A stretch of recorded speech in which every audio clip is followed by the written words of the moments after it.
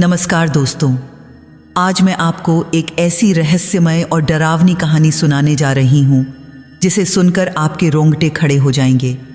यह कहानी है एक दुल्हन की, या शायद दो दुल्हनों की। अगर आपको भूत प्रेत और रहस्य से भरी कहानियाँ पसंद हैं तो फुसफुसाहट चैनल को अभी सब्सक्राइब कर लीजिए और साथ ही लाइक, शेयर और कमेंट करना बिल्कुल मत भूलिएगा। आइए शुरू करते हैं। मेरा नाम नैना त्रिपाठी था। ध्यान दीजिए, मैंने कहा था क्योंकि अब मुझे खुद नहीं पता कि मैं कौन हूँ। मैं बनारस के पास एक छोटे से कस्बे चंदापुर की रहने वाली थी। एक साधारण घर की, पढ़ी लिखी, शांत स्वभाव की लड़की। बाकी लड़कियों की तरह मैं भी सपने देखती थी। एक सुंदर शादी का सपना, अपने घर का सपना, प्यार भरी जिंदगी का सपना। मेरी शादी तय हुई थी आदित्य से। वह एक अच्छा, सुलझा हुआ, कम बोलने वाला लड़का था। जब हमारे परिवार वालों ने पहली बार मिलवाया था तो मुझे उसकी आंखों में एक अलग तरह की सच्चाई दिखाई दी थी। उसकी आंखों में वह भूख नहीं थी जो अक्सर मर्दों की आंखों में होती है। उसकी आंखों में घर था, अपनापन था, एक ऐसा भरोसा था जिसे शब्दों में बयान नहीं किया जा सकता। हमारी कुछ ही मुलाकातें हुई थीं शादी से पहले। कॉफ़ी शॉप में, परिवार के साथ, कभी फ़ोन पर। हर बार बात करके मुझे लगता कि हाँ, यह वही शख्स है जिसके साथ मैं अपनी ज़िंदगी बिता सकती हूँ। और धीरे धीरे शादी का दिन भी करीब आ गया। शादी वाले दिन सुबह से ही घर में चहल पहल थी। ढोलक की आवाज़, रिश्तेदारों की भीड़, औरतों की हंसी, चूड़ियों की छन छन, मेहंदी की मीठी खुशबू। सब कुछ वैसा ही था जैसा हर लड़की सोचती है। मैं अपने कमरे में लाल जोड़े में बैठी तैयार हो रही थी। मेकअप आर्टिस्ट मेरे चेहरे पर ब्रश घुमा रही थी। सहेलियां मेरे इर्द गिर्द चहचहा रही थीं। माँ बार बार आकर देख रही थीं कि सब कुछ ठीक है या नहीं। लेकिन उसी भीड़ भाड़ के बीच, उसी खुशी के माहौल में मुझे बार बार एक अजीब सी बेचैनी हो रही थी। ऐसा लग रहा था जैसे कोई मुझे दूर से देख रहा है। एक नज़र जो सिर्फ मुझ पर टिकी हुई है। मैंने कई बार इधर उधर देखा, कमरे में सबको देखा, लेकिन सब अपने काम में व्यस्त थे। पहले मैंने सोचा कि शायद शादी का तनाव है। आखिर हर लड़की को शादी से पहले थोड़ी घबराहट होती है ना। यह सोचकर मैंने अपने आप को समझाने की कोशिश की। लेकिन फिर वह पल आया, वह पल जिसने सब कुछ बदल दिया। जब सब लोग नीचे कोई तैयारी देखने चले गए तो मैं थोड़ी देर के लिए अकेली रह गई। मैं शीशे के सामने बैठी अपने जूड़े को ठीक कर रही थी। अचानक शीशे में मुझे अपने पीछे कुछ दिखाई दिया। एक परछाई, एक लाल जोड़े में, बिल्कुल मेरे जैसी। मेरा दिल तेजी से धड़कने लगा। मैंने झटके से पीछे मुड़कर देखा, लेकिन वहाँ कोई नहीं था। कमरा बिल्कुल खाली था। मैंने फिर से शीशे में देखा, अब वहाँ भी कुछ नहीं था। मैंने सोचा शायद मेरा वहम था, शायद शीशे में किसी दूसरे कमरे की रिफ्लेक्शन आ गई होगी। लेकिन तभी मेरे कान के बिल्कुल पास, इतने पास कि मुझे गर्म सांस महसूस हुई। एक बहुत हल्की सी फुसफुसाहट आई, आज की रात मैं भी दुल्हन बनूंगी। मेरी रीढ़ में एक ठंडी सिहरन दौड़ गई। मैंने चारों तरफ देखा, लेकिन कोई नहीं था। कमरे में बिल्कुल सन्नाटा था। बस बाहर से ढोलक की धीमी आवाज़ आ रही थी। मेरे हाथ कांपने लगे। मैंने खुद को संभालने की कोशिश की। नहीं नैना, यह तुम्हारा वहम है, शादी की घबराहट है, कुछ नहीं है, मैंने खुद से कहा। लेकिन मेरे मन के किसी कोने में एक आवाज़ कह रही थी कि कुछ तो गड़बड़ है, कुछ तो अलग है आज। उसके बाद सहेलियाँ वापस आ गईं और मैं फिर से उस रौनक में खो गई। लेकिन वह आवाज़, वह फुसफुसाहट मेरे दिमाग से नहीं निकल रही थी। शाम होते होते बारात आ गई। ढोल नगाड़े, बैंड बाजे, आतिशबाजी, सब कुछ बहुत शानदार था। मुझे नीचे बुलाया गया। घूंघट के पीछे से मैं सब देख रही थी। दूल्हे को देख रही थी। आदित्य बहुत अच्छा लग रहा था अपने शेरवानी में। जयमाला की तैयारी हो रही थी। मैं स्टेज पर खड़ी थी। चारों तरफ लोगों की भीड़ थी। सब खुश थे, हंस रहे थे। लेकिन तभी भीड़ के ठीक पीछे मैंने उसे देखा। एक औरत, वह भी लाल साड़ी में थी, लेकिन उसकी साड़ी अलग थी, पुरानी, बहुत पुरानी, जैसे किसी ने बरसों पहले पहनी हो और फिर मिट्टी में दबा दी हो। उसका रंग फीका पड़ चुका था, जगह जगह से फटी हुई थी। उसका चेहरा आधा घूंघट में था, लेकिन जो हिस्सा दिख रहा था वह बहुत पीला था, बेजान सा। और सबसे डरावनी बात, वह सीधे मुझे ही देख रही थी, बिना पलक झपकाए, जैसे मुझे नाप रही हो। मेरा दिल तेजी से धड़कने लगा। मैंने अपनी सहेली रुचा को कोहनी से छुआ। वह मेरे बगल में खड़ी थी। रुचा, वो देख, वो औरत, मैंने धीरे से कहा। रुचा ने उस दिशा में देखा और फिर मुझे अजीब नजरों से देखा। कौन औरत नैना? वही, पीछे, लाल साड़ी में, सीधे मुझे देख रही है। रुचा के चेहरे का रंग उड़ गया।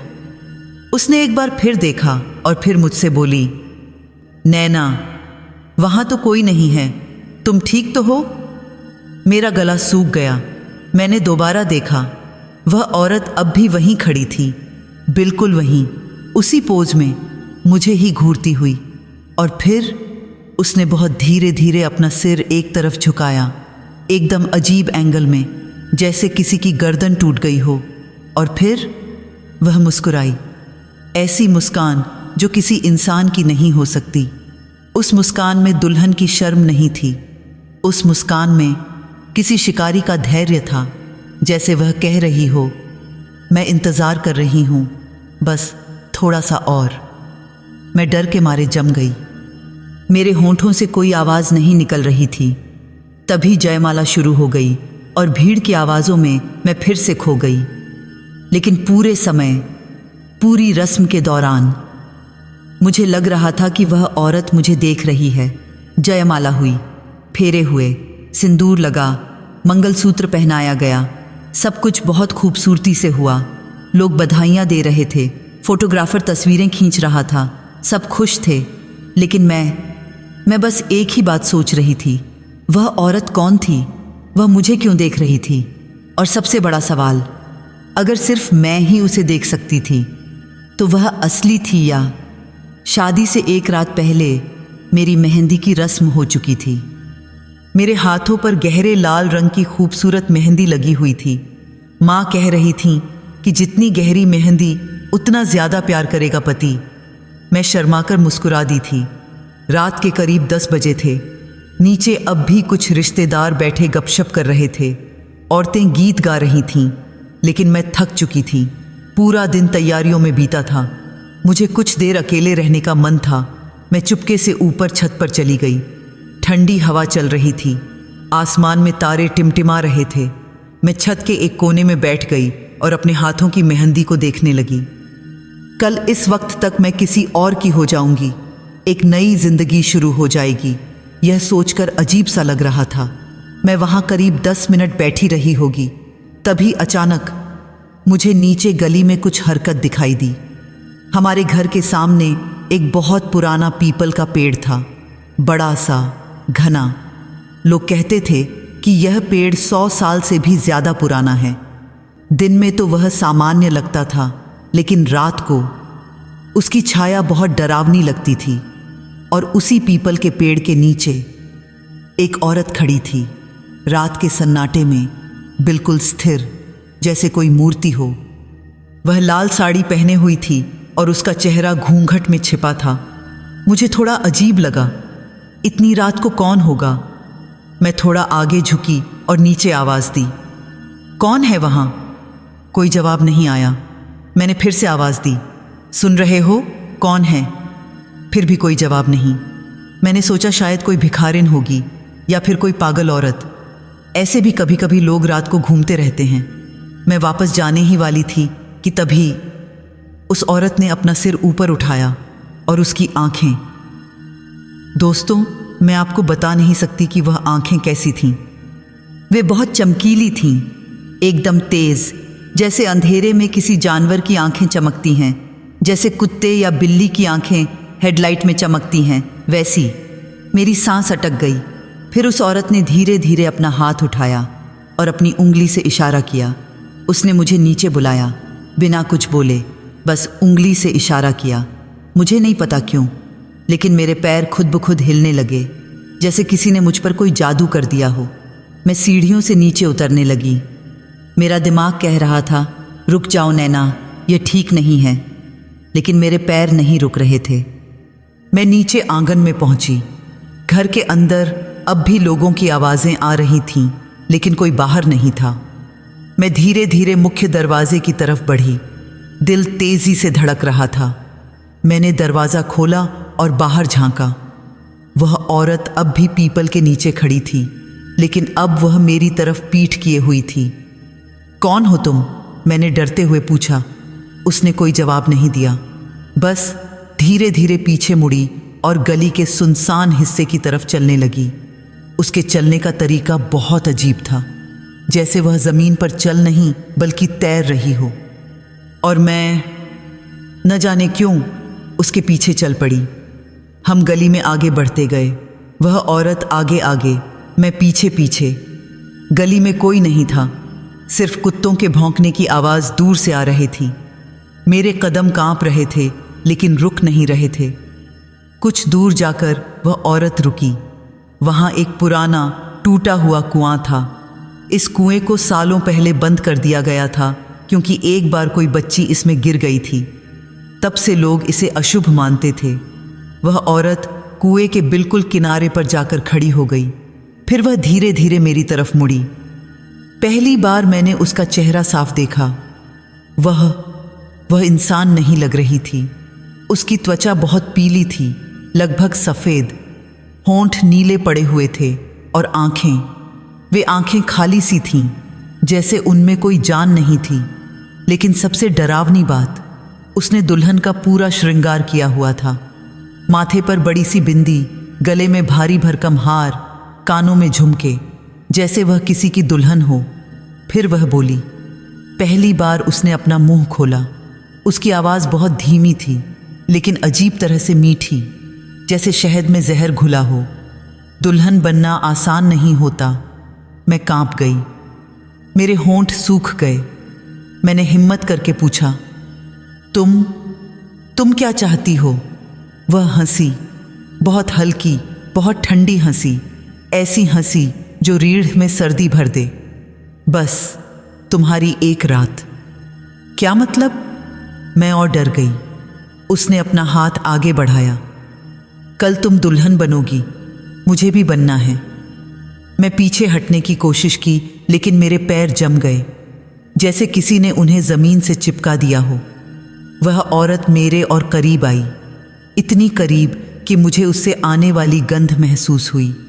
वह गंध मिट्टी की थी, गीली, सड़ी हुई मिट्टी की, जैसे किसी को बहुत दिनों से कब्र में दबाया गया हो। फिर उसने मेरा हाथ पकड़ लिया। दोस्तों, मैं आपको बता नहीं सकती कि उस स्पर्श में कितनी ठंडक थी। ऐसा लगा जैसे मैंने बर्फ का टुकड़ा नहीं बल्कि मौत को छुआ हो। मेरी पूरी बांह में झंझनाहट दौड़ गई। तुम्हारे हाथ की मेहंदी बहुत गहरी है, मुझे भी चाहिए। और फिर मुझे कुछ याद नहीं, बस इतना याद है कि मेरे सामने सब कुछ धुंधला होता गया। कुआं, वह औरत, आसमान, सब कुछ, जैसे किसी ने मेरी आंखों पर पर्दा डाल दिया हो। आखिरी बात जो मुझे याद है वह है उस औरत की आवाज़, अब तू सिर्फ माध्यम है, असली दुल्हन मैं बनूंगी। उसके बाद अंधेरा। जब मैं होश में आई तो मैं अपने बिस्तर पर थी। सुबह हो चुकी थी, धूप खिड़की से अंदर आ रही थी। घर में भागदौड़ थी, शादी की तैयारियां चल रही थीं। माँ कमरे में आईं। अरे, तू अब तक सो रही थी? उठ जा बेटा, आज तेरी शादी है, कितना काम पड़ा है। मैं उठकर बैठ गई। मेरे सिर में भयंकर दर्द हो रहा था। ऐसा लग रहा था जैसे किसी ने सिर पर हथौड़े से वार किया हो। माँ, मुझे बहुत दर्द हो रहा है। थकान होगी बेटा, कल से कितनी भागदौड़ है। चल नहा ले, अच्छा लगेगा। मैं बाथरूम में गई और शीशे में अपने आप को देखा। मेरा चेहरा बहुत पीला लग रहा था, आंखों के नीचे काले घेरे थे, और सबसे अजीब बात, मेरी गर्दन पर हल्की सी जलन हो रही थी। मैंने गर्दन को ध्यान से देखा, वहाँ हल्के हल्के लाल निशान थे, जैसे किसी ने उंगलियों से दबाया हो।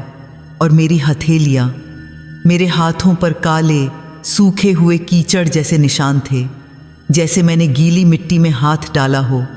मैंने तुरंत हाथ धोए, 1 बार, 2 बार, 3 बार, लेकिन वे निशान पूरी तरह नहीं गए। हल्के हल्के धब्बे रह गए। मैं सोचने लगी, कल रात क्या हुआ था? क्या वह सपना था? लेकिन अगर सपना था तो यह मिट्टी कहाँ से आई? ये निशान कैसे आए? मैं माँ से पूछने वाली थी कि मुझे रात को छत पर मिला क्या, लेकिन फिर सोचा कि नहीं, आज मेरी शादी है। अगर मैंने ये बातें बताईं तो सब परेशान हो जाएंगे, शायद शादी भी रुक जाए। मैंने सोचा कि शायद मैं सचमुच नींद में चल रही थी। स्लीप वॉकिंग होती है ना कुछ लोगों को, शायद मुझे भी हो गई। लेकिन दिल के किसी कोने में एक आवाज़ कह रही थी कि यह सब सामान्य नहीं है। बाकी दिन तैयारियों में बीत गया, मेकअप, कपड़े, गहने, फोटोग्राफी, सब कुछ।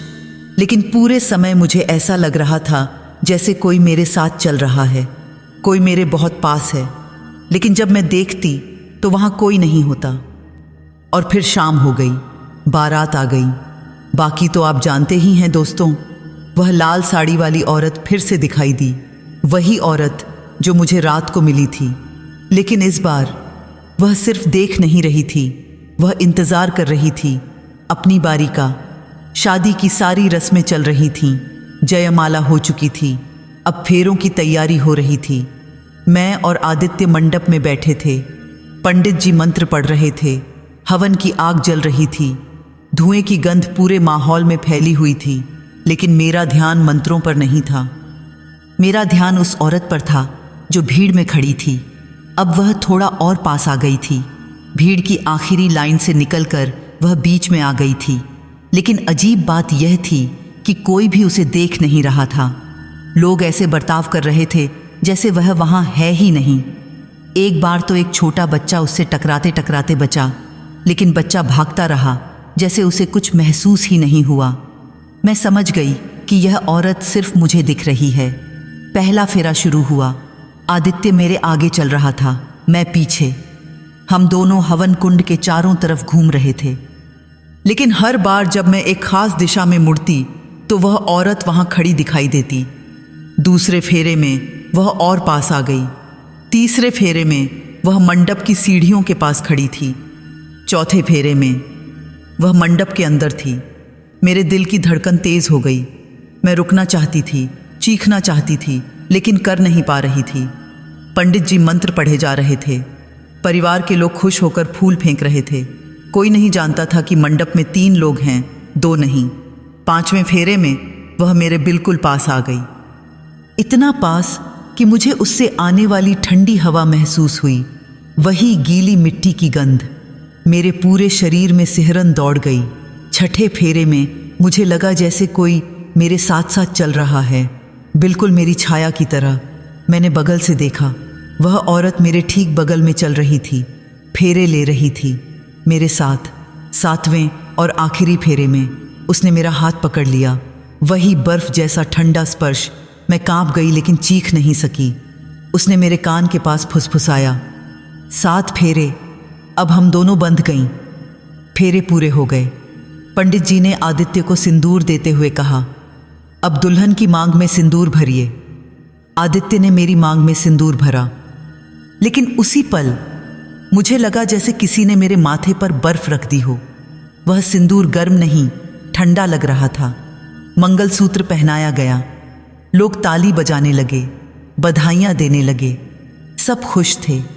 लेकिन मैं महसूस कर रही थी कि कुछ बहुत गलत हो गया है। शादी के बाद विदाई की रस्म हुई। मैं रो रही थी, हर दुल्हन की तरह। माँ ने गले लगाया, पिताजी ने आशीर्वाद दिया, भाई ने कहा कि खुश रहना। लेकिन जब मैं कार में बैठने के लिए मुड़ी तो मुझे अपने घर की खिड़की में वह औरत दिखाई दी। वह वहाँ खड़ी थी और मुझे देख रही थी। इस बार उसके होठों पर एक संतुष्ट मुस्कान थी, जैसे उसने कोई बड़ी जीत हासिल की हो।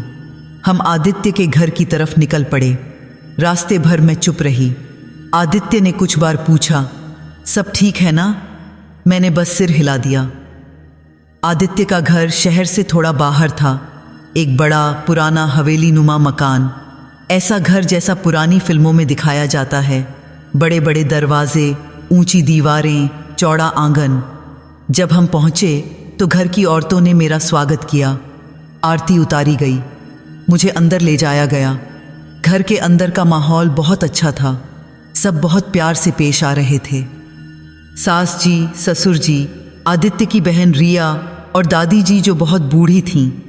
लेकिन जब दादी जी ने मुझे देखा तो उनके चेहरे का रंग उड़ गया।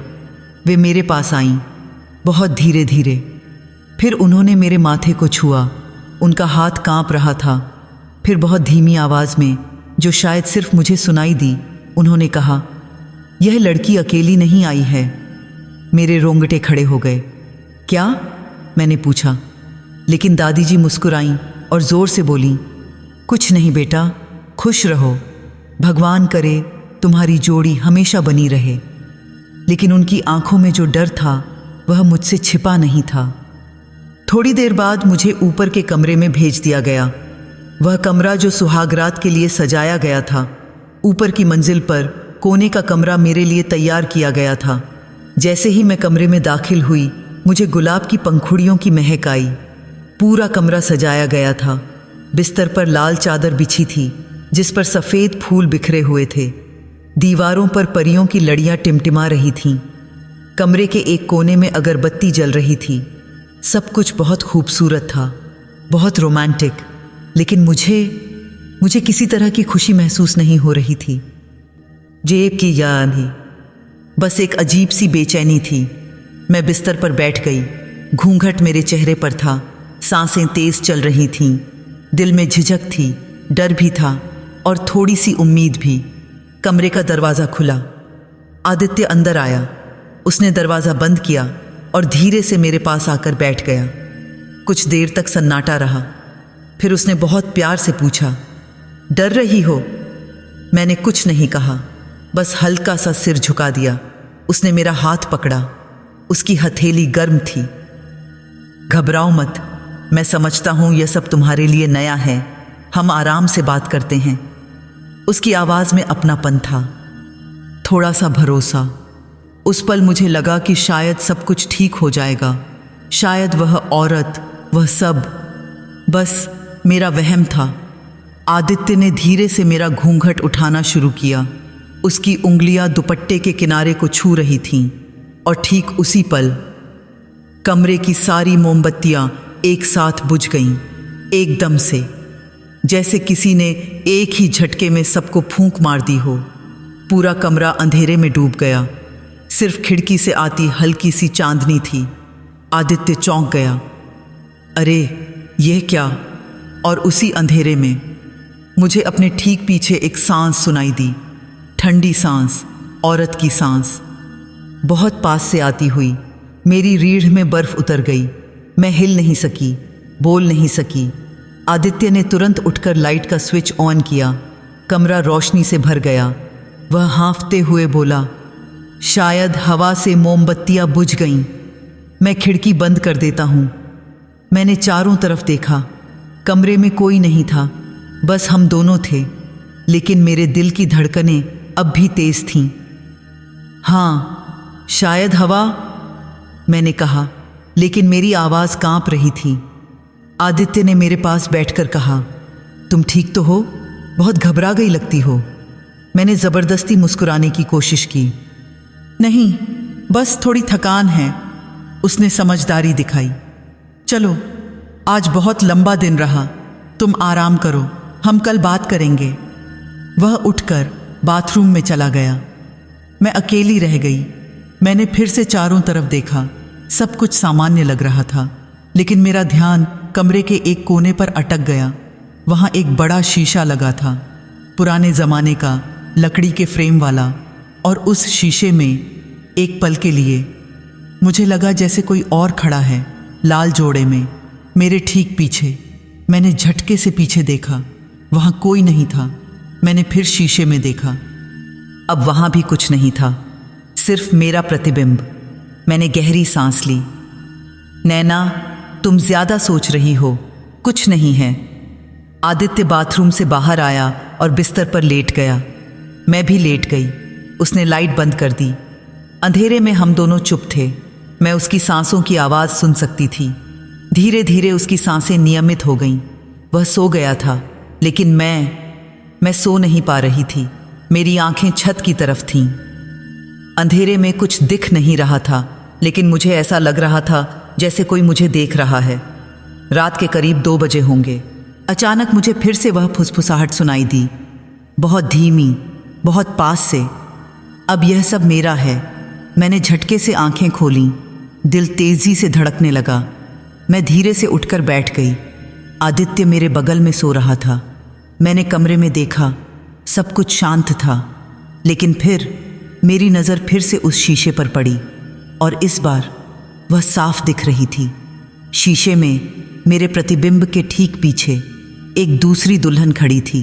वही लाल साड़ी, वही पीला चेहरा, वही खाली आंखें, और वह मुस्कुरा रही थी। मैं चीखना चाहती थी, लेकिन मेरे गले से आवाज़ नहीं निकली। मेरा पूरा शरीर जम गया। वह औरत धीरे धीरे मेरी तरफ बढ़ने लगी। शीशे में वह मेरे और करीब आती जा रही थी। मैं हिल नहीं सकती थी, बोल नहीं सकती थी, बस देख रही थी। वह इतनी पास आ गई कि मुझे उसकी ठंडी सांस अपनी गर्दन पर महसूस हुई। फिर उसने अपना मुंह मेरे कान के बिल्कुल पास लाया और फुसफुसाया, तूने सिर्फ फेरे लिए हैं, सुहाग तो मैं जीऊंगी। और उसी पल उसने मेरी गर्दन पर अपनी उंगलियां रखीं, बर्फ जैसी ठंडी उंगलियां। मुझे लगा जैसे किसी ने मेरी गर्दन पर बर्फ के टुकड़े रख दिए हों। मैं इतना डर गई कि बेहोश होने लगी। मेरी आंखों के सामने अंधेरा छाने लगा। आखिरी बात जो मैंने सुनी वह थी, अब तू सिर्फ शरीर है, आत्मा तो मैं हूं। फिर सब काला हो गया। जब मैं होश में आई तो सुबह हो चुकी थी। सूरज की रोशनी खिड़की से आ रही थी। आदित्य मेरे बगल में नहीं था, शायद नीचे चला गया था। मैं उठकर बैठी। सिर भारी था, पूरे शरीर में दर्द हो रहा था, जैसे मैंने रात भर कोई भारी काम किया हो। मैं बाथरूम गई और शीशे में खुद को देखा। मेरा चेहरा बहुत थका हुआ लग रहा था। आंखों में लाली थी, और सबसे अजीब बात, मेरी गर्दन पर हल्के हल्के नीले निशान थे। उंगलियों के निशान, जैसे किसी ने बहुत प्यार से लेकिन बहुत मजबूती से मेरी गर्दन पकड़ी हो। मैं कुछ देर तक बाथरूम में शीशे के सामने खड़ी रही, उन नीले निशानों को देखती रही। मेरे दिमाग में 1000 सवाल थे। यह निशान कैसे आए? रात को सचमुच कुछ हुआ था या मैं सपना देख रही थी? मैंने जल्दी से नहा धोकर तैयार हो गई। एक हल्की सी साड़ी पहनी और गर्दन के निशान छिपाने के लिए दुपट्टा अच्छे से लपेट लिया। जब मैं नीचे गई तो घर के सब लोग नाश्ते की मेज पर बैठे थे। आदित्य भी वहां था। मुझे देखते ही सबने प्यार से बुलाया। आओ बेटा, नाश्ता करो, सास जी ने कहा। मैं उनके पास बैठ गई। सब बहुत अच्छे से पेश आ रहे थे। रिया ने मुझे चाय दी। ससुर जी मुस्कुरा रहे थे, लेकिन आदित्य, वह मुझे बार बार देख रहा था। उसकी नज़रों में कुछ अलग था, जैसे वह कुछ पूछना चाहता हो, लेकिन सबके सामने पूछ नहीं पा रहा हो। नाश्ते के बाद जब हम दोनों कमरे में अकेले हुए तो आदित्य ने दरवाज़ा बंद किया और मेरे पास आकर बैठ गया। उसके चेहरे पर बेचैनी थी। वह कुछ कहना चाहता था, लेकिन शब्द नहीं मिल रहे थे। नैना, उसने धीरे से कहा। हाँ, मैंने पूछा। वह थोड़ी देर चुप रहा, फिर बोला, मुझे तुमसे कुछ पूछना है, लेकिन तुम बुरा मत मानना। मेरा दिल तेजी से धड़कने लगा। क्या बात है? उसने गहरी सांस ली। नैना, तुम रात में उठकर कहाँ गई थीं? मैं सन्न रह गई। मैं तो कहीं नहीं गई। आदित्य के चेहरे पर परेशानी बढ़ गई। नैना, झूठ मत बोलो। रात को करीब 3 बजे मेरी नींद खुली थी। मैंने तुम्हें खिड़की के पास खड़े देखा था। मेरे होंठ सूख गए। खिड़की के पास? हाँ, तुम वहाँ खड़ी थीं और बाहर देख रही थीं, और तुम किसी से बात कर रही थीं। मेरे पूरे शरीर में सिहरन दौड़ गई। मैं किसी से बात कर रही थी? किससे? आदित्य ने मेरी आंखों में देखा। यही तो मैं नहीं समझ पाया। बाहर कोई नहीं था, लेकिन तुम बहुत धीरे धीरे कुछ बोल रही थीं, जैसे किसी से बातचीत हो रही हो। मैं कुछ नहीं बोल सकी। मुझे तो याद ही नहीं था कि मैं उठी थी।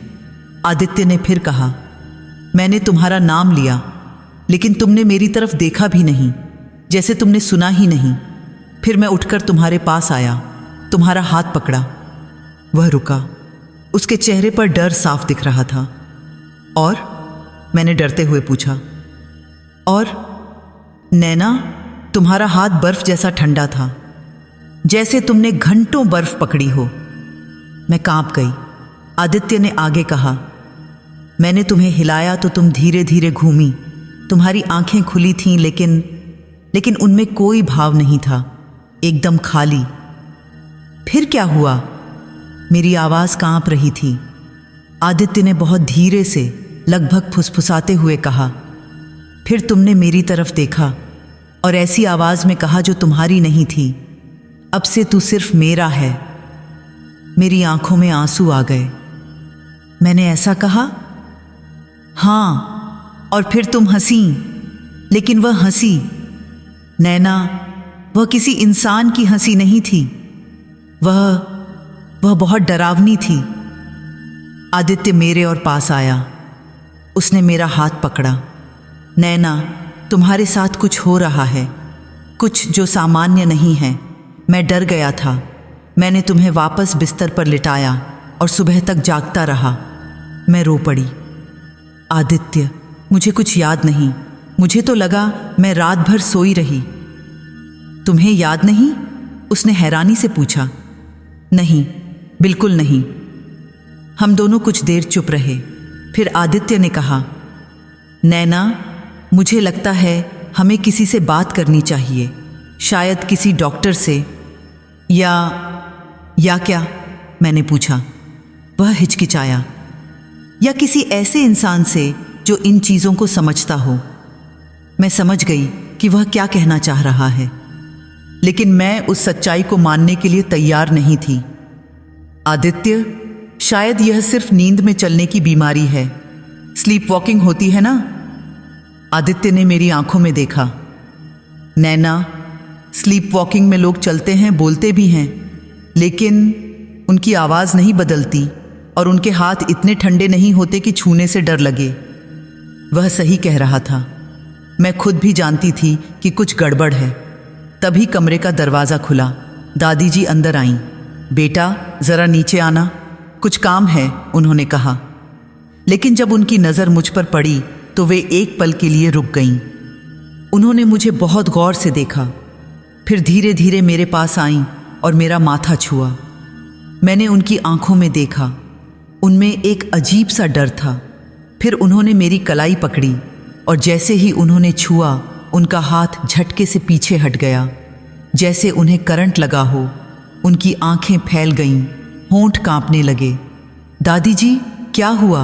आदित्य ने पूछा। दादी जी ने मुझे घूरते हुए कहा, यह वही गंध है। कौन सी गंध? मैंने डरते हुए पूछा। दादी जी की आवाज़ फट गई। उनके चेहरे पर दहशत थी, मिट्टी में सड़ी हुई मेहंदी और गीले सिंदूर की। यह किसी नई दुल्हन की गंध नहीं है बेटा, यह मरी हुई सुहागन की गंध है। कमरे में सन्नाटा छा गया। मेरे पूरे शरीर में सिहरन दौड़ गई। आदित्य का चेहरा पीला पड़ गया। दादी जी ने पीछे हटते हुए कहा, आदित्य, तुझे पता है इस घर का वह पुराना राज? कौन सा राज? आदित्य ने पूछा। दादी जी ने मेरी तरफ देखा, फिर आदित्य की तरफ। पहली दुल्हन का राज, माधवी का राज। दादी जी ने गहरी सांस ली और कमरे के एक कोने में कुर्सी पर बैठ गईं। उनके चेहरे पर थकान थी, डर था और किसी पुरानी याद का दर्द भी। बैठो दोनों, उन्होंने कहा। हम दोनों बिस्तर पर बैठ गए। मेरा दिल तेजी से धड़क रहा था। दादी जी ने बोलना शुरू किया। यह बात करीब 50 साल पुरानी है। उस समय यह घर और भी बड़ा था।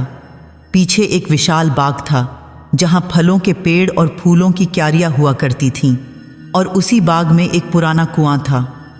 मुझे तुरंत वह कुआं याद आ गया, वही कुआं जहां शादी से एक रात पहले वह औरत मुझे ले गई थी। दादी जी ने आगे कहा, उस समय तुम्हारे ताऊ की शादी होने वाली थी। उनका नाम था विजय और उनकी होने वाली दुल्हन का नाम था माधवी। नाम सुनते ही मेरी रीढ़ में ठंडक दौड़ गई। माधवी बहुत सुंदर थी, गोरी, लंबी, बड़ी बड़ी आंखें। पूरे इलाके में उसकी खूबसूरती के चर्चे थे। लेकिन दादी जी रुकीं। लेकिन क्या? आदित्य ने पूछा। लेकिन माधवी यह शादी नहीं करना चाहती थी। उसका दिल कहीं और था। गांव के एक लड़के से उसे प्यार था, लेकिन वह लड़का गरीब था। माधवी के घर वालों ने उससे शादी करने से मना कर दिया और ज़बरदस्ती विजय से रिश्ता तय कर दिया। दादी जी की आवाज़ भारी हो गई। शादी से एक रात पहले माधवी अपने प्रेमी के साथ भागने की कोशिश में थी, लेकिन उसके परिवार वालों को पता चल गया। उन्होंने उसे पकड़ लिया। फिर? मैंने पूछा। दादी जी ने मेरी तरफ देखा। उनकी आंखों में आंसू थे। फिर उस रात जो हुआ वह इस घर का सबसे काला अध्याय है। माधवी के घर वालों ने उसे बुरी तरह मारा। उसके भाइयों ने उसे घसीटकर इस घर में लाया, कहा कि शादी होकर रहेगी। दादी जी रो पड़ी। लेकिन माधवी ने साफ मना कर दिया। उसने कहा कि वह जिंदगी भर किसी और से प्यार करती रहेगी। यह सुनकर उसके भाइयों को इतना गुस्सा आया कि क्या दादी जी? आदित्य की आवाज़ कांप रही थी।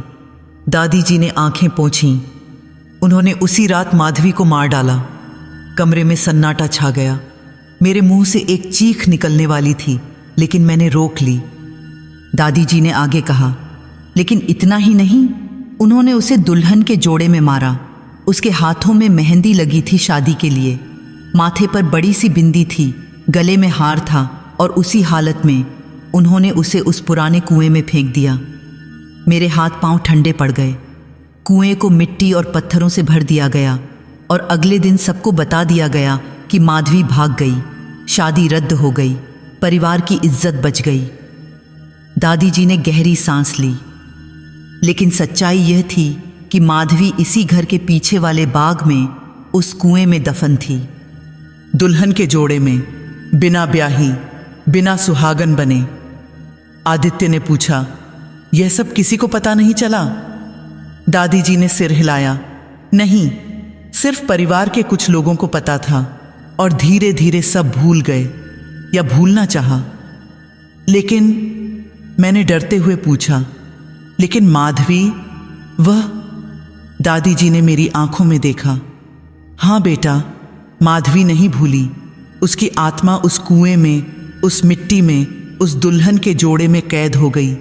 और तब से जब भी इस घर में कोई नई दुल्हन आती है, माधवी उसे देखती है, तोलती है, और अगर मौका मिले तो क्या? मेरी आवाज़ बमुश्किल निकली।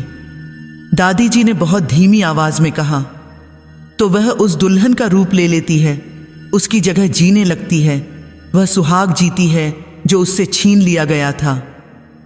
मेरे पूरे शरीर में सिहरन दौड़ गई। आदित्य ने कहा, लेकिन दादी जी, यह तो बहुत पुरानी बात है, 50 साल पहले की। अब? दादी जी ने उसकी बात काटते हुए कहा, आत्माएं समय नहीं गिनती बेटा। उनके लिए कल और आज में कोई फर्क नहीं होता। माधवी की आत्मा अब भी उसी पल में जी रही है, उसी दर्द में, उसी गुस्से में। मैंने हिम्मत करके पूछा, दादी जी, क्या पहले भी किसी दुल्हन के साथ ऐसा हुआ है? दादी जी चुप हो गईं। उनके चेहरे पर एक गहरा दुख छा गया। हाँ, उन्होंने कहा, 30 साल पहले तुम्हारे देवर की पत्नी के साथ। क्या हुआ था उनके साथ? आदित्य ने पूछा। शादी के 1 महीने के अंदर ही वह पागल हो गई थी। वह रात को चीखती थी, दिन में घंटों शीशे के सामने बैठी रहती थी, अपने आप से बातें करती थी, और फिर एक दिन उसने खुद को उसी कुएं में फेंक दिया। मेरे मुंह से एक सिसकी निकल गई। दादी जी ने आगे कहा, उसके बाद हमने उस कुएं को पक्का करवा दिया, सीमेंट और ईंटों से भरवा दिया, लेकिन माधवी की आत्मा, वह तो अब भी वहां है। तो क्या? मैंने कांपते हुए पूछा, क्या माधवी अब मेरे पीछे है? दादी जी ने मेरा हाथ पकड़ा। उनकी पकड़ कमजोर थी, लेकिन उसमें सहानुभूति थी। बेटा, तूने शादी से 1 रात पहले क्या किया था? कहाँ गई थी? मुझे तुरंत वह रात याद आ गई। वह औरत, पीपल का पेड़, कुआं। मैंने सब कुछ बता दिया। कैसे मैं छत पर गई थी, कैसे वह औरत दिखाई दी, कैसे मैं उसके पीछे चली गई और कैसे उसने कुएं के पास मेरा हाथ पकड़ा था। सब सुनकर दादी जी का चेहरा और भी गंभीर हो गया। ओह नहीं, तूने उसे छू लिया, उसका हाथ पकड़ लिया। इसमें क्या हुआ? मैंने पूछा। दादी जी ने बताया, बेटा, जब कोई जीवित इंसान किसी आत्मा का हाथ पकड़ता है तो एक रिश्ता बन जाता है, एक बंधन। माधवी ने तुझसे कहा होगा कि वह तुम्हारी एक रात चाहती है। मुझे याद आया। हाँ, उसने यही कहा था। हाँ, उसने यही कहा था। दादी जी ने सिर हिलाया। वह एक रात नहीं थी बेटा, वह एक समझौता था, एक सौदा। तूने अनजाने में उसे अपने अंदर आने की इजाजत दे दी। मैं रो पड़ी। तो अब क्या होगा? क्या मैं? दादी जी ने मुझे गले लगा लिया। रो मत बेटा, हम कुछ करेंगे, लेकिन इसके लिए हमें पहले यह जानना होगा कि माधवी कितनी ताकतवर हो चुकी है। कैसे पता चलेगा? आदित्य ने पूछा। दादी जी ने कहा, हमें उस कुएं के पास जाना होगा। वहां से माधवी के अवशेष निकालने होंगे, उसकी असली लाश, तभी उसकी आत्मा मुक्त होगी। उसी शाम दादी जी ने घर के कुछ विश्वसनीय नौकरों को बुलाया। 2 बुजुर्ग मजदूर जो इस घर में बरसों से काम कर रहे थे, उन्होंने भी माधवी की कहानी सुनी हुई थी। रमेश, मोहन, तुम दोनों आज रात हमारी मदद करोगे, दादी जी ने कहा। जी दादी जी, क्या काम है? रमेश ने पूछा। पिछवाड़े का कुआं, उसे खोदना होगा। दोनों मजदूरों के चेहरे पीले पड़ गए। वो कुआं? मोहन की आवाज कांप गई। हाँ, वही। लेकिन दादी जी, वहां तो लोग कहते हैं वहां। दादी जी ने हाथ उठाकर उन्हें चुप करवाया। मुझे पता है क्या कहते हैं लोग, लेकिन अब और देरी नहीं की जा सकती। रात के 10 बजे हम सब पीछे के बाग में पहुंचे। आदित्य, मैं, दादी जी, रमेश, मोहन और रिया भी साथ थीं। बाग का वह हिस्सा बरसों से उपेक्षित था। झाड़ियां उग आई थीं, घास लंबी हो चुकी थी और बीच में वह कुआं। अब वह कुआं दिखता नहीं था। ऊपर से सीमेंट और ईंटों का एक समतल फर्श बना दिया गया था, लेकिन जो जानते थे वे बता सकते थे कि नीचे कुआं है। रमेश और मोहन ने फावड़े और हथौड़े लाए। काम शुरू हुआ। सीमेंट की परत तोड़ना आसान नहीं था, लेकिन धीरे धीरे वे आगे बढ़ते गए। मैं एक तरफ खड़ी देख रही थी। मेरे दिल की धड़कन तेज थी। मुझे नहीं पता था कि नीचे क्या मिलेगा, लेकिन एक अजीब सी बेचैनी हो रही थी। करीब 1 घंटे की मेहनत के बाद सीमेंट की परत टूट गई। नीचे मिट्टी और पत्थर भरे हुए थे। अब मिट्टी निकालनी होगी, दादी जी ने कहा। मजदूर मिट्टी खोदने लगे। धीरे धीरे कुएं का मुंह साफ हो रहा था और तभी एक अजीब सी गंध आने लगी। सड़ी हुई, बासी, घुटन भरी गंध, जैसे किसी बंद कब्र से आती है। रिया ने नाक पर रुमाल रख लिया। मैंने भी। यह गंध, मोहन बोला। यह तो। खोदते रहो, दादी जी ने सख्ती से कहा। और फिर करीब 2 फुट खोदने के बाद फावड़ा किसी सख्त चीज से टकराया। कुछ है यहां, रमेश ने कहा। सबने हाथ में टॉर्च पकड़ी और झुककर देखा। मिट्टी के बीच कुछ लाल रंग का कपड़ा दिख रहा था। मेरी सांस अटक गई। यह साड़ी है, रिया ने कहा। रमेश ने और मिट्टी हटाई। धीरे धीरे वह कपड़ा और साफ दिखने लगा। लाल रंग की साड़ी, बहुत पुरानी, सड़ चुकी, जगह जगह से फटी हुई। और फिर उसके साथ चूड़ियाँ दिखाई दीं, टूटी हुई, सड़ी हुई चूड़ियाँ। और फिर एक हड्डी, पतली, सफ़ेद, औरत के हाथ की हड्डी। रिया ने चीख मारी।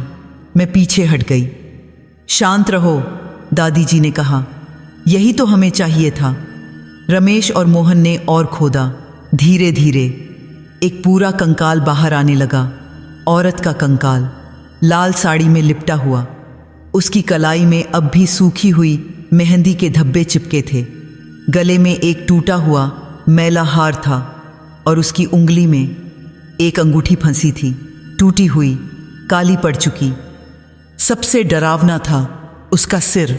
खोपड़ी पर अभी भी कुछ बाल चिपके हुए थे और माथे पर एक बड़ी सी काली बिंदी का निशान। दादी जी रोने लगीं। हे भगवान, माधवी, तू सचमुच यहीं थी। मैं वहीं खड़ी जम गई थी।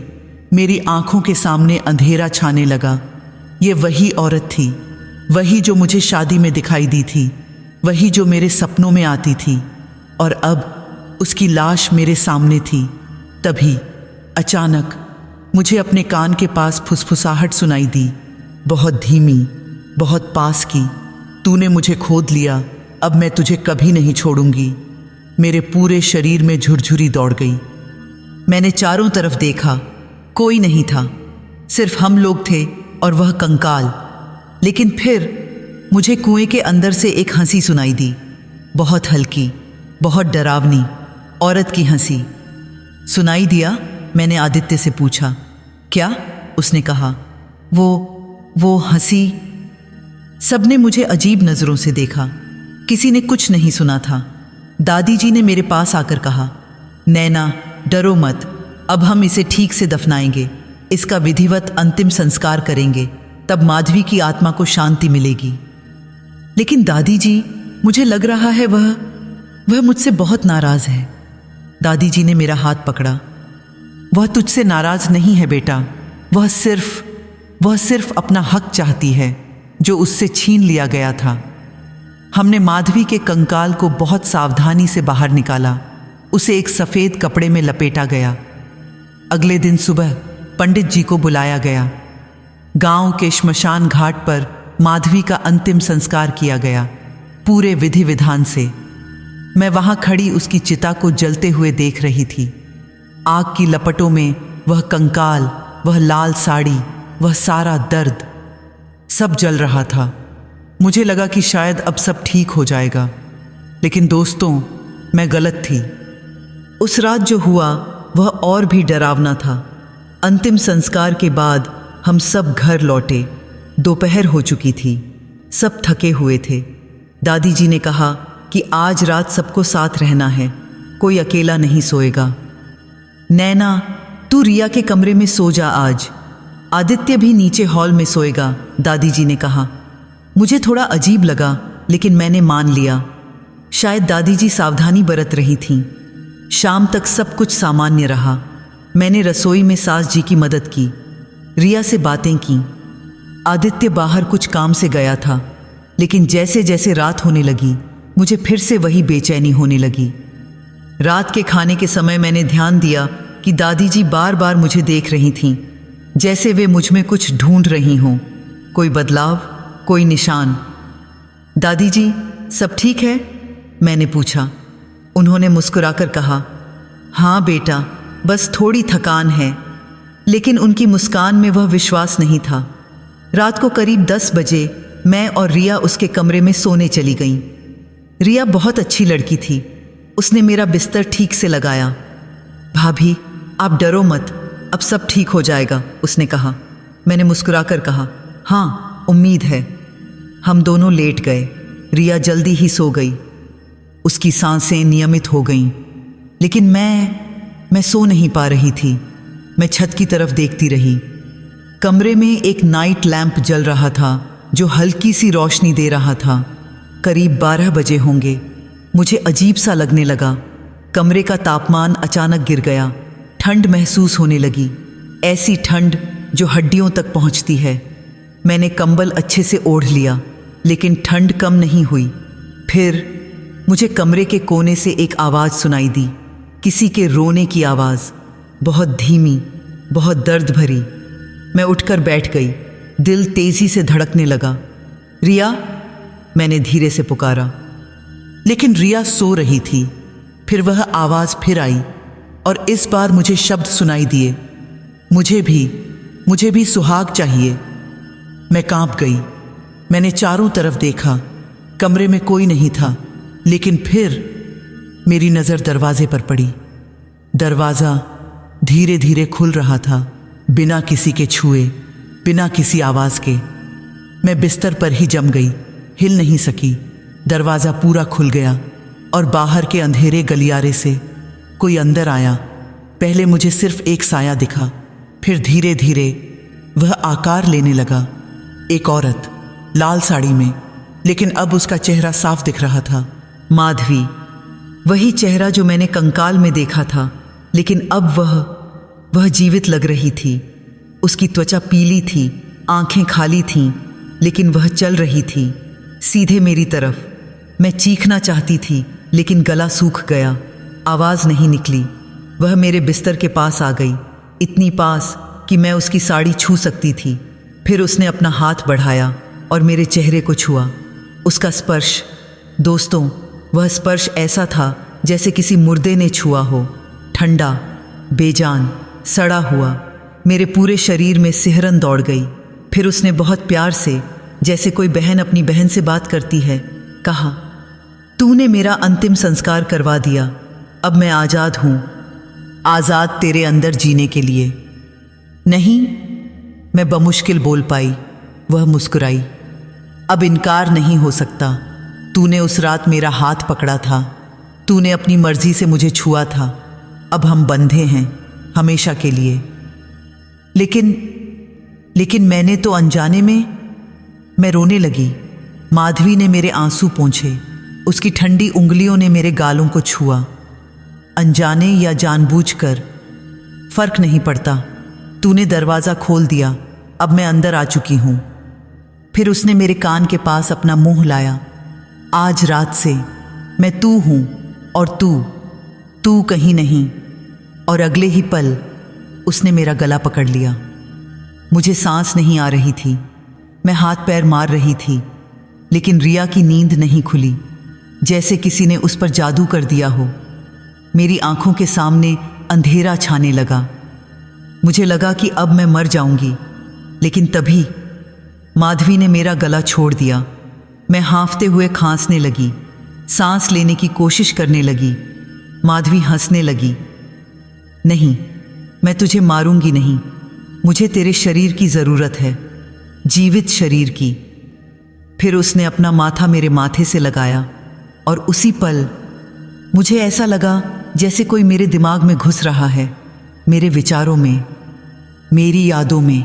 मैं चीखी जोर से, इतनी जोर से कि मेरी अपनी आवाज़ से मैं डर गई। रिया की नींद खुल गई। उसने लाइट ऑन की। भाभी, क्या हुआ? मैं बिस्तर पर बैठी हाँफ रही थी, पसीने से लथपथ, कांप रही थी। वो यहाँ थी। मैंने इशारा किया। रिया ने चारों तरफ देखा। कौन? यहाँ तो कोई नहीं है। दरवाज़ा बंद था, कमरे में सिर्फ हम दोनों थे। लेकिन माधवी, वह यहाँ थी। उसने मेरा गला पकड़ा था। रिया ने मेरे पास आकर मुझे गले लगाया। भाभी, आपको बुरा सपना आया होगा, यहाँ कोई नहीं है। लेकिन मैं जानती थी कि यह सपना नहीं था। मैंने अपने गले को छुआ, वहाँ हल्की सी जलन हो रही थी। रिया ने पानी पिलाया, मुझे थोड़ा चैन आया। भाभी, मैं दादी जी को बुलाती हूँ। नहीं, सबको परेशान मत करो, मैं ठीक हूँ। लेकिन मैं ठीक नहीं थी और मुझे पता था कि यह सिर्फ शुरुआत थी। बाकी रात मैं सो नहीं पाई, बस रिया के पास लेटी रही, आंखें खुली रखीं, डर के मारे। सुबह जब मैं उठी तो मैं बाथरूम गई। शीशे में खुद को देखा। मेरे गले पर हल्के हल्के लाल निशान थे, उंगलियों के निशान, बिल्कुल वैसे ही जैसे सुहागरात की सुबह थे। लेकिन इस बार ये निशान गहरे थे। माधवी की पकड़ मजबूत हो रही थी। अगले कुछ दिन बहुत अजीब रहे। मुझे खुद महसूस होने लगा कि मेरे साथ कुछ गड़बड़ हो रहा है। कभी कभी मुझे कुछ याद नहीं रहता था, जैसे कि सुबह मैं रसोई में थी और अचानक मुझे पता चलता कि मैं बाग में खड़ी हूँ। बीच का समय गायब, जैसे किसी ने मेरी मेमोरी से मिटा दिया हो। कभी कभी मैं आईने में खुद को देखती तो मुझे लगता कि यह चेहरा मेरा नहीं है। भाव अलग हैं, आंखों में कुछ अलग है। और सबसे डरावनी बात, कभी कभी मैं खुद को ऐसे काम करते हुए पाती जो मैं कभी नहीं करती थी। एक दिन सुबह सास जी ने मुझे देखा तो चौंक गईं। नैना, तूने यह क्या पहन रखा है? मैंने नीचे देखा। मैंने लाल साड़ी पहन रखी थी, गहरे लाल रंग की, बिल्कुल दुल्हन जैसी। मुझे याद ही नहीं था कि मैंने यह कब पहनी। मैंने पता नहीं। मैं घबरा गई।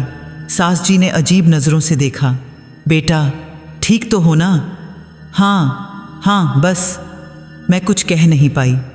उसी दिन दोपहर को मैं अपने कमरे में थी। मैं शीशे के सामने बैठकर बाल बना रही थी। अचानक मेरा हाथ रुक गया। मैंने शीशे में देखा। मेरा हाथ हवा में रुका हुआ था, लेकिन मैं उसे हिला नहीं पा रही थी, जैसे किसी और का कंट्रोल हो उस पर। फिर धीरे धीरे मेरा हाथ अपने आप चलने लगा। मैंने नहीं चलाया, वह खुद चल रहा था। उस हाथ ने सिंदूर की डिब्बी उठाई और फिर बहुत सारा सिंदूर मेरी मांग में भर दिया, इतना कि वह माथे से नीचे गिरने लगा। मैं चीखना चाहती थी, लेकिन मेरे मुंह से आवाज़ नहीं निकली। फिर शीशे में मेरे चेहरे पर एक मुस्कान आ गई, लेकिन वह मेरी मुस्कान नहीं थी, वह किसी और की थी, माधवी की। तभी कमरे का दरवाज़ा खुला। आदित्य अंदर आया। नैना, तुम? उसने मुझे देखा तो रुक गया। मेरे माथे पर इतना सिंदूर, मेरे हाथ में डिब्बी और मेरे चेहरे पर वह अजीब मुस्कान। यह क्या कर रही हो? मैं अचानक होश में आई, जैसे किसी ने झटका दिया हो। मुझे नहीं पता। मेरा हाथ, वह अपने आप। आदित्य घबरा गया। उसने मुझे पानी पिलाया, मेरा माथा साफ किया। नैना, ये सब क्या हो रहा है? मैं रोने लगी। आदित्य, मुझे डर लग रहा है। मैं खुद पर से कंट्रोल खो रही हूँ। कभी कभी मुझे लगता है कि मैं अपने ही शरीर में मेहमान बन गई हूँ। आदित्य ने मुझे गले लगा लिया। हम दादी जी से बात करेंगे। कुछ तो करना होगा। उस रात दादी जी, आदित्य और मैं तीनों बैठकर बात कर रहे थे। दादी जी ने मेरी हथेली देखी, मेरी आंखों में देखा, फिर बहुत गंभीरता से कहा, माधवी पूरी तरह से अंदर आ चुकी है। अब वह तुम्हारे शरीर में रहने लगी है। लेकिन दादी जी, हमने तो अंतिम संस्कार कर दिया था। फिर? आदित्य ने पूछा। दादी जी ने सिर हिलाया। बेटा, अंतिम संस्कार से शरीर मुक्त हो जाता है, लेकिन अगर आत्मा का कोई अधूरा काम हो, कोई गहरी इच्छा हो, तो वह नहीं जाती। तो अब क्या करें? दादी जी चुप हो गईं। उनके चेहरे पर गहरी चिंता थी। एक ही रास्ता है, उन्होंने कहा। हमें किसी ऐसे इंसान की मदद चाहिए जो इन चीज़ों को समझता हो, कोई तांत्रिक, कोई जो आत्माओं से लड़ सके। लेकिन दादी जी, ऐसे लोग तो... आदित्य हिचकिचाया। हाँ, मैं जानती हूँ, ज़्यादातर ढोंगी होते हैं, लेकिन एक आदमी है, गांव के बाहर रहता है, बाबा कालीचरण। कहते हैं वह सच्चा तांत्रिक है। उसने पहले भी ऐसी समस्याएं सुलझाई हैं। मुझे कुछ समझ नहीं आ रहा था। तांत्रिक? यह सब कितना अजीब लग रहा था, लेकिन मेरे पास और कोई रास्ता नहीं था। ठीक है दादी जी, कल ही उनसे मिलते हैं, आदित्य ने कहा। उस रात मैं फिर से रिया के कमरे में सोई, लेकिन नींद आई नहीं। करीब 2 बजे मुझे फिर से वह फुसफुसाहट सुनाई दी। तांत्रिक बुलाओगी? सोचती हो वह मुझे निकाल देगा? मैं कांप गई। कोई नहीं निकाल सकता मुझे। मैंने 50 साल इंतजार किया है। अब मैं अपना सुहाग जीऊंगी। माधवी, प्लीज मुझे छोड़ दो। मैं रोने लगी। क्यों छोड़ूं? तूने मुझे बुलाया था उस रात कुएं के पास, जब तूने मेरा हाथ पकड़ा था। तूने मुझे न्योता दिया था। मैंने नहीं पता था, अब पता चल गया ना। देर हो गई बहन। अब हम दोनों एक हैं, एक शरीर, 2 आत्माएं। लेकिन जल्दी ही सिर्फ एक बचेगी, और वह मैं होंगी। मैं चीखने वाली थी, लेकिन तभी रिया ने करवट ली। मैं चुप हो गई। सुबह जब मैं उठी तो मुझे अजीब लगा। आईने में देखा तो मेरे गालों पर हल्की सी मुस्कान थी, लेकिन मैं मुस्कुरा नहीं रही थी। वह मुस्कान अपने आप थी। माधवी अब मेरे चेहरे पर भी दिखने लगी थी। अगले दिन सुबह दादी जी, आदित्य और मैं तीनों गांव के बाहर जा रहे थे, जहां बाबा कालीचरण रहते थे। रास्ता लंबा और सुनसान था। पक्की सड़क खत्म होने के बाद कच्चा रास्ता शुरू हो गया। दोनों तरफ घने पेड़ थे। करीब 1 घंटे की यात्रा के बाद हम एक छोटी सी झोपड़ी के पास पहुंचे। यह झोपड़ी एकदम अकेली थी। आसपास कोई घर नहीं था। झोपड़ी के बाहर लाल कपड़े के झंडे लगे हुए थे, त्रिशूल गड़ा हुआ था और एक बड़ा सा धूनी जल रहा था। यहाँ बाबा रहते हैं, दादी जी ने कहा। हम गाड़ी से उतरे और धीरे धीरे झोपड़ी की तरफ बढ़े। अंदर से एक आवाज़ आई, गहरी भारी आवाज़, अंदर आओ। हम तीनों अंदर गए। झोपड़ी के अंदर बहुत अंधेरा था। सिर्फ एक दीपक जल रहा था। धुएं की गंध थी, अगरबत्ती की और कुछ अजीब सी जड़ी बूटियों की। बीच में एक आदमी बैठा था। लंबे बाल, घनी दाढ़ी, माथे पर तिलक, गले में रुद्राक्ष की मालाएं। उम्र करीब 60 के आसपास होगी। बाबा कालीचरण। उन्होंने हमें देखा, फिर सीधे मेरी तरफ देखा। उनकी आंखें बहुत तेज थीं, ऐसी आंखें जो अंदर तक देख सकती हों। बैठो, उन्होंने कहा। हम तीनों उनके सामने बैठ गए। बाबा ने दादी जी से कहा, कहो क्या समस्या है। दादी जी ने सारी कहानी सुनाई, माधवी के बारे में, कुएं के बारे में, शादी से पहले की रात के बारे में और अब नैना के बदलते व्यवहार के बारे में। बाबा चुपचाप सुनते रहे। उनके चेहरे पर कोई भाव नहीं था। जब दादी जी ने कहानी खत्म की तो बाबा ने मुझसे कहा, लड़की मेरे पास आओ। मैं डरते डरते उनके पास गई। उन्होंने मेरी हथेली पकड़ी, फिर मेरे माथे पर हाथ रखा। जैसे ही उनका हाथ मेरे माथे को छुआ, मुझे एक झटका सा लगा। ऐसा लगा जैसे किसी ने करंट मारा हो। बाबा ने तुरंत हाथ पीछे खींच लिया। उनके चेहरे पर पहली बार एक भाव आया, हैरानी का। ये तो बहुत गहरा बंधन है, उन्होंने कहा। क्या मतलब? आदित्य ने पूछा। बाबा ने गहरी सांस ली। इस लड़की के अंदर एक बहुत पुरानी, बहुत दुखी और बहुत गुस्से में भरी आत्मा है। वह आत्मा इससे जुड़ चुकी है, बहुत गहराई से। लेकिन बाबा, क्या आप इसे निकाल सकते हैं? दादी जी ने पूछा। बाबा चुप रहे, फिर बोले, निकालना आसान नहीं होगा। यह आत्मा बहुत ताकतवर है। 50 साल का दर्द, 50 साल का गुस्सा, यह सब इकट्ठा होकर बहुत खतरनाक हो जाता है। तो क्या कोई रास्ता नहीं है? मैं रोने लगी। बाबा ने मुझे देखा। उनकी आंखों में थोड़ी दया थी। रास्ता है, लेकिन बहुत खतरनाक, और सफलता की कोई गारंटी नहीं। कोई भी रास्ता बताइए बाबा, मैं कुछ भी करूंगी, मैंने कहा। बाबा ने एक पोटली से कुछ जड़ी बूटियां निकाली। पहले मैं तुम्हें यह दूंगा। यह एक रक्षा कवच है, इसे गले में पहनो। यह उस आत्मा को पूरी तरह से तुम पर काबू करने से रोकेगा, लेकिन यह सिर्फ अस्थायी है। उन्होंने एक काले धागे में कुछ जड़ें और एक ताबीज़ बांधा और मेरे गले में पहनाया।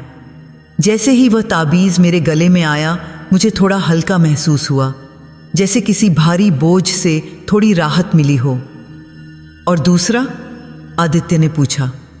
बाबा ने कहा, दूसरा, हमें उस आत्मा से बात करनी होगी, उसे समझाना होगा, या फिर उससे लड़ना होगा।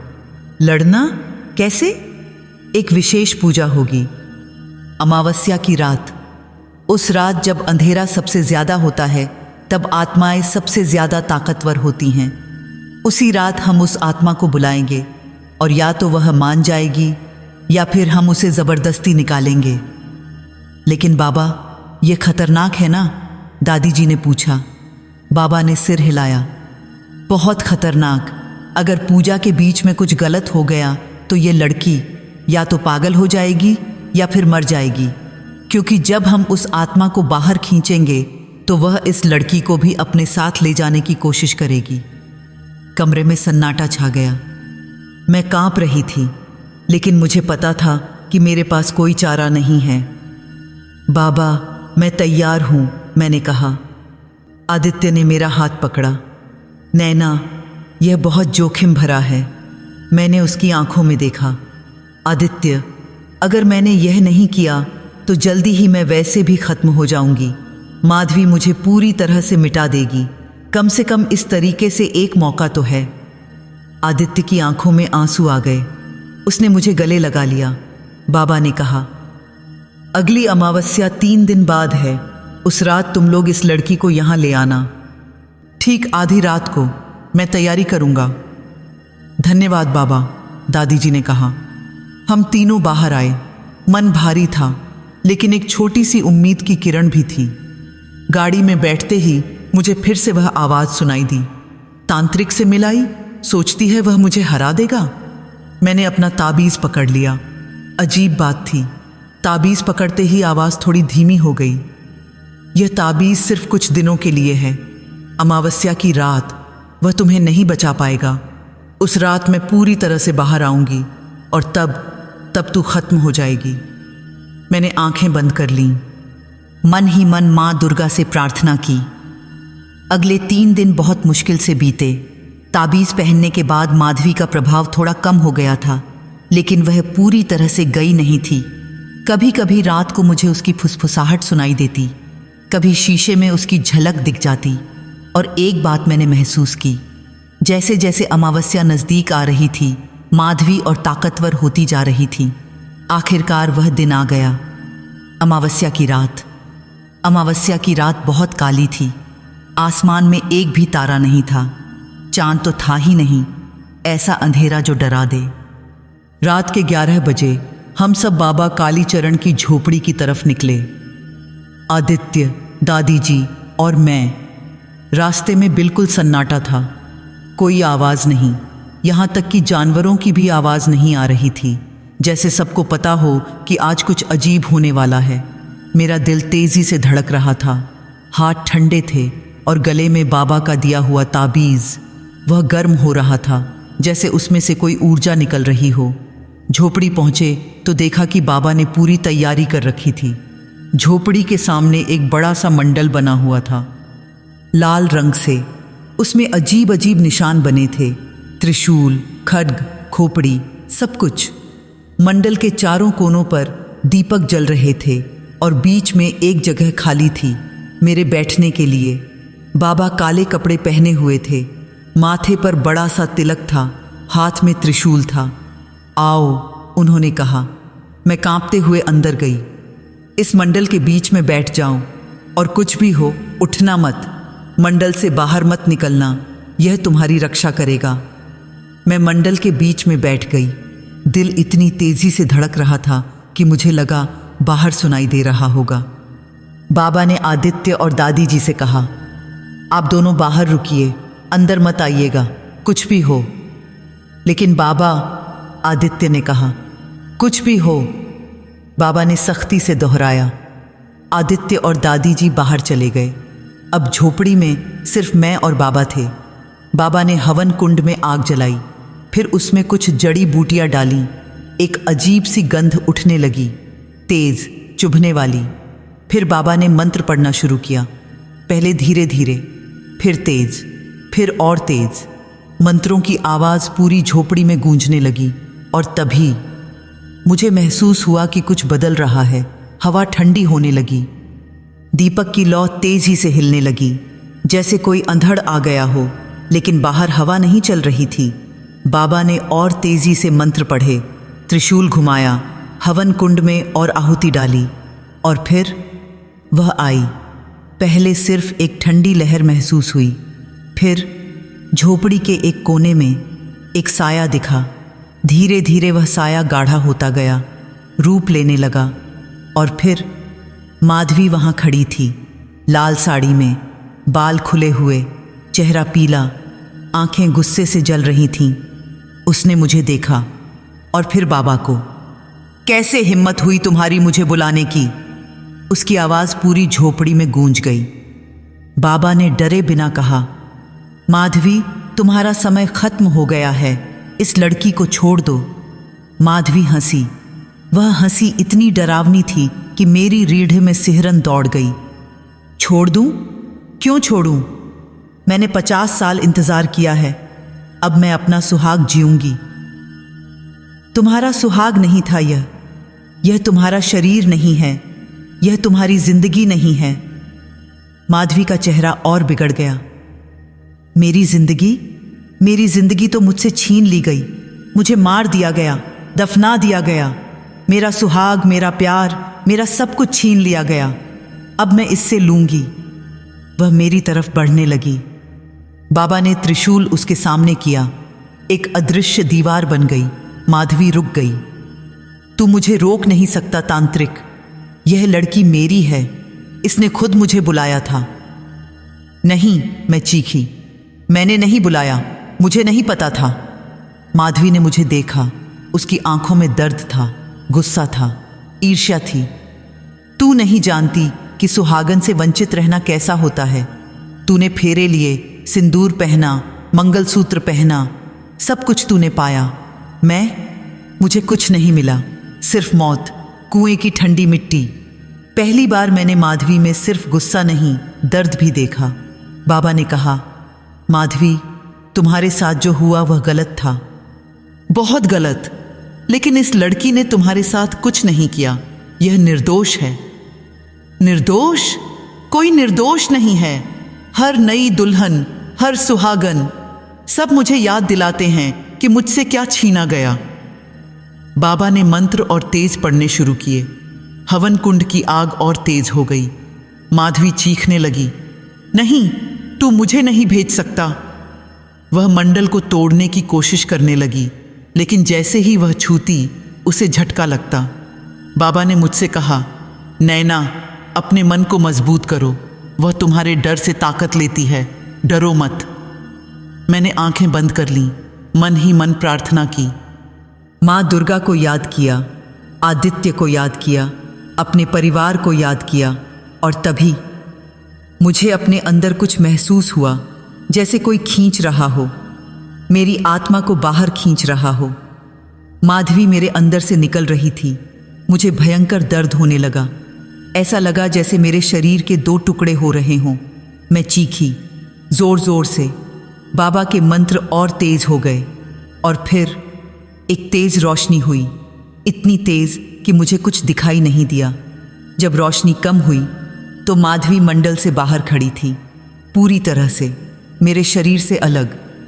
उसका चेहरा, उसमें अब सिर्फ गुस्सा नहीं था, हार भी थी। बाबा ने आखिरी मंत्र पढ़ा और फिर माधवी धीरे धीरे फीकी पड़ने लगी। नहीं, मैं नहीं जाऊंगी। उसकी आवाज़ कमज़ोर होती जा रही थी और फिर वह गायब हो गई।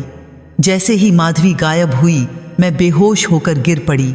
जब होश आया तो मैं झोपड़ी के बाहर लेटी हुई थी। मेरे सिर पर आदित्य का हाथ था। दादी जी मेरे पैर दबा रही थीं। नैना, नैना, आदित्य की आवाज़ में घबराहट थी। मैंने धीरे से आंखें खोलीं। मैं ठीक हूँ, मैंने कहा। आदित्य ने राहत की सांस ली। उसने मुझे गले से लगा लिया। बाबा बाहर आए। वे बहुत थके हुए लग रहे थे, जैसे उन्होंने बहुत बड़ी लड़ाई लड़ी हो। कैसा लग रहा है? उन्होंने पूछा। मैंने अपने अंदर महसूस किया। पहली बार कई दिनों बाद मुझे हल्का महसूस हुआ। वह भारीपन, वह ठंडक, वह दूसरी उपस्थिति, सब गायब थी। हल्का, बहुत हल्का, मैंने कहा। बाबा ने मुस्कुराकर सिर हिलाया। माधवी चली गई है तुम्हारे शरीर से बाहर, लेकिन क्या? दादी जी ने पूछा। बाबा की मुस्कान गायब हो गई। लेकिन वह पूरी तरह से मुक्त नहीं हुई है। उसकी आत्मा अब भी इस दुनिया में भटक रही है। मतलब? आदित्य ने पूछा। मतलब यह कि मैं उसे इस लड़की से अलग कर सका, लेकिन उसे मोक्ष नहीं दिला सका। वह अब भी यहीं है, कहीं आसपास। मेरी रीढ़ में सिहरन दौड़ गई। तो क्या वह फिर से आ सकती है? बाबा ने कहा, नहीं, अब वह तुम्हारे अंदर नहीं आ सकती। मैंने तुम पर एक सुरक्षा कवच डाल दिया है, लेकिन वह तुम्हें परेशान कर सकती है, तुम्हारे आसपास रह सकती है। तो हम क्या करें? दादी जी ने पूछा। बाबा ने मुझे एक और ताबीज़ दिया। ये हमेशा पहने रखना और अगले 30 दिनों तक रोज सुबह शाम हनुमान चालीसा पढ़ना। यह तुम्हें सुरक्षित रखेगा। और माधवी? मैंने पूछा। उसका क्या होगा? बाबा ने गहरी सांस ली। माधवी को तब तक मोक्ष नहीं मिलेगा जब तक उसका दर्द खत्म नहीं होता, जब तक उसे वह नहीं मिलता जो वह चाहती है। वह क्या चाहती है? बाबा ने मेरी आंखों में देखा। सुहाग, प्यार, वह सब जो उससे छीना गया था। हम सब चुप हो गए। कोई नहीं जानता था कि यह कैसे होगा। हम घर वापस आ गए। सुबह हो चुकी थी। अगले कुछ दिन बहुत शांत रहे। माधवी नहीं दिखी, उसकी आवाज़ नहीं आई। मुझे अब अपने शरीर पर पूरा कंट्रोल था, लेकिन कुछ छोटी छोटी चीज़ें होने लगीं। कभी कभी रात को मुझे लगता कि कोई मुझे देख रहा है। कभी दरवाज़ा अपने आप खुल जाता, कभी खिड़की से लाल साड़ी की झलक दिख जाती। आदित्य ने भी महसूस किया। नैना, मुझे लगता है कि घर में कोई और है। मैंने भी यही महसूस किया था, लेकिन माधवी अब मुझे नुकसान नहीं पहुंचा रही थी, बस मौजूद थी। एक रात मैं अकेली कमरे में थी। आदित्य नीचे कुछ काम कर रहा था। मैं शीशे के सामने बैठी बाल बना रही थी। तभी शीशे में मुझे माधवी दिखाई दी, लेकिन इस बार वह डरावनी नहीं लग रही थी, वह दुखी लग रही थी। मैं घूमी, लेकिन पीछे कोई नहीं था। फिर से शीशे में देखा, वह वहीं थी। मैंने हिम्मत करके कहा, माधवी। शीशे में उसने धीरे से सिर हिलाया। मैं तुझसे माफ़ी मांगती हूँ। उसकी आवाज़ बहुत धीमी थी। मैं चौंक गई। क्या? मैंने तेरे साथ गलत किया। तू निर्दोष थी। मेरा गुस्सा, मेरा दर्द मैंने तुझ पर निकाला, लेकिन तू मेरी दुश्मन नहीं थी। मेरी आंखों में आंसू आ गए। मैं सिर्फ इतना चाहती थी कि मुझे भी वह महसूस हो जो तुझे हो रहा था। प्यार, सुहाग, किसी का अपना होना, लेकिन मुझसे सब छीन लिया गया। मैंने कहा, माधवी, तुम्हारे साथ जो हुआ वह बहुत गलत था, बहुत क्रूर था। कोई भी औरत ऐसा नहीं झेलनी चाहिए। लेकिन अब मैं क्या करूं? मैं कहाँ जाऊं?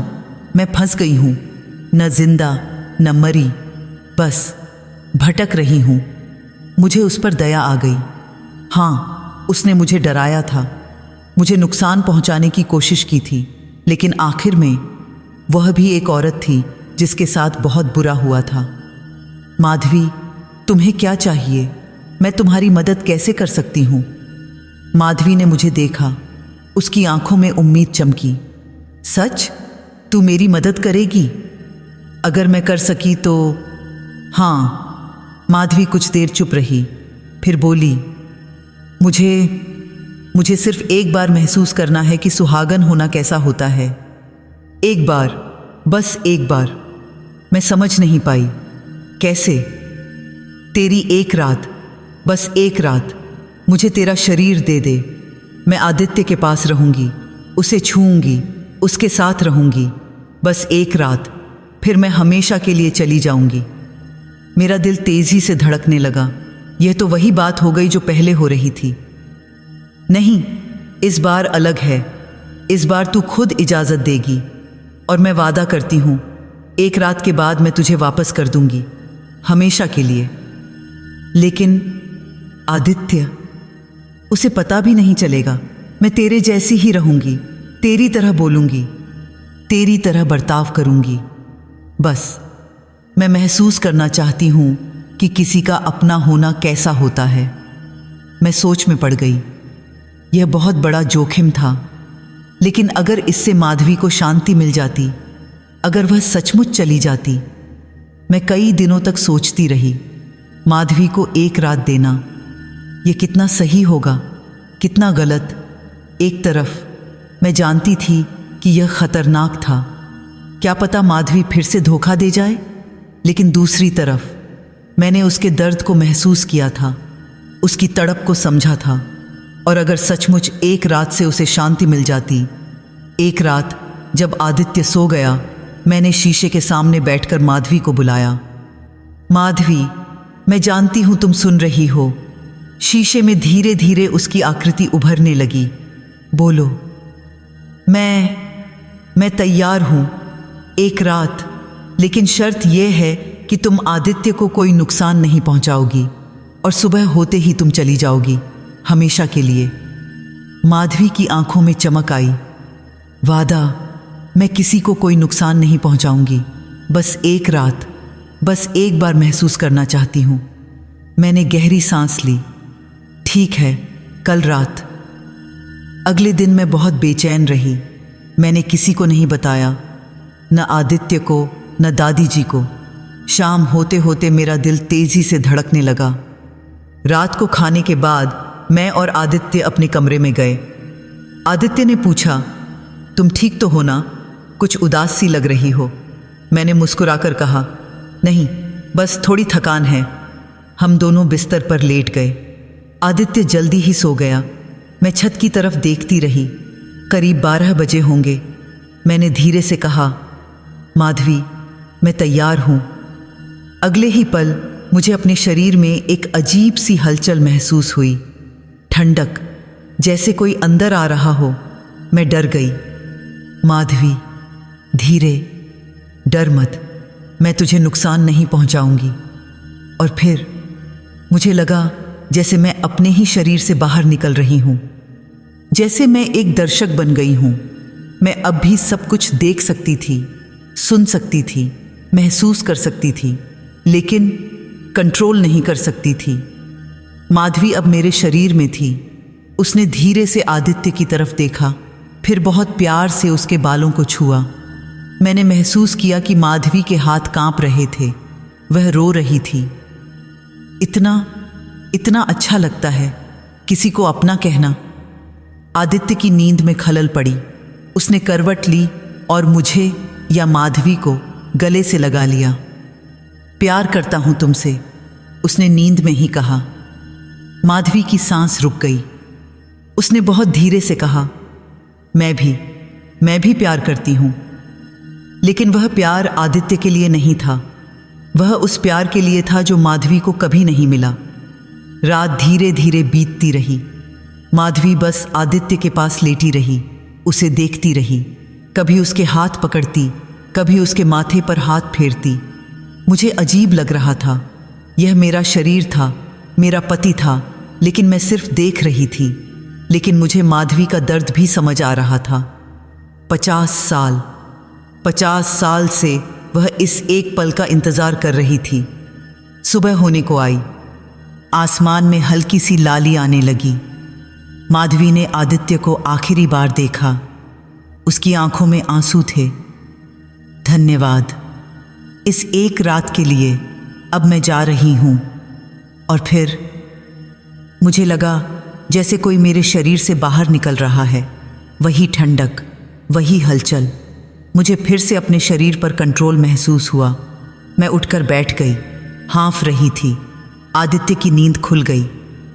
नैना, क्या हुआ? कुछ नहीं, बस बुरा सपना। वह फिर से लेट गया। मैं शीशे की तरफ देखने लगी। माधवी वहां खड़ी थी। इस बार उसके चेहरे पर शांति थी।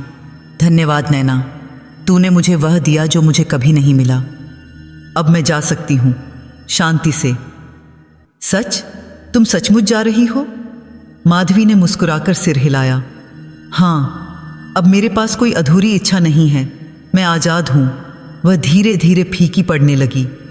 अलविदा बहन, खुश रहो। और फिर वह गायब हो गई, इस बार पूरी तरह से। मुझे महसूस हुआ कि घर का माहौल बदल गया था। वह भारीपन, वह ठंडक, सब गायब हो गई थी। माधवी सचमुच चली गई थी। अगले कुछ दिन बहुत शांत रहे। कोई आवाज़ नहीं आई, कोई परछाई नहीं दिखी। मैंने दादी जी और आदित्य को सब कुछ बता दिया। दादी जी ने कहा, तूने बहुत बड़ा काम किया बेटा। तूने एक आत्मा को शांति दी। आदित्य थोड़ा परेशान था, लेकिन उस रात, मतलब वह तुम नहीं थी। मैंने उसका हाथ पकड़ा, सिर्फ एक रात, और वह भी तुम्हें बचाने के लिए। माफ कर दो। आदित्य ने मुझे गले लगा लिया। तुमने जो किया वह बहुत बहादुरी का काम था। मैं तुम पर गर्व करता हूं। सब कुछ सामान्य हो गया। मैं अपनी जिंदगी जीने लगी, खुशी से, बिना किसी डर के। लेकिन दोस्तों, क्या सचमुच सब कुछ खत्म हो गया था? 3 महीने बीत चुके थे। मेरी जिंदगी बिल्कुल सामान्य हो चुकी थी। मैं और आदित्य खुश थे। घर में सब कुछ अच्छा चल रहा था। माधवी की यादें भी धीरे धीरे धुंधली पड़ने लगी थीं। लेकिन फिर मुझे कुछ अजीब महसूस होने लगा। सुबह सुबह उठते ही मुझे जी मिचलाने लगता। खाने की बदबू से परेशानी होने लगी। थकान बहुत होने लगी।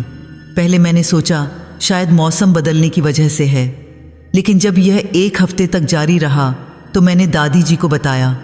दादी जी ने मुझे देखा, फिर मुस्कुराई।